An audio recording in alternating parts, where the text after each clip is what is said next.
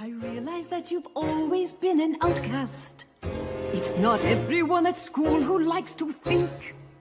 To find a student that's like you, I've had one or maybe two, but the good ones disappear before I blink.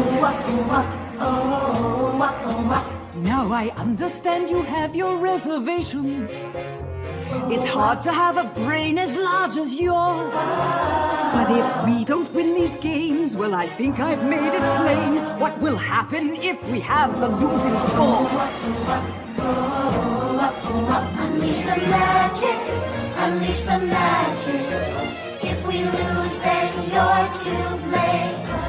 They all have used it, maybe abused it.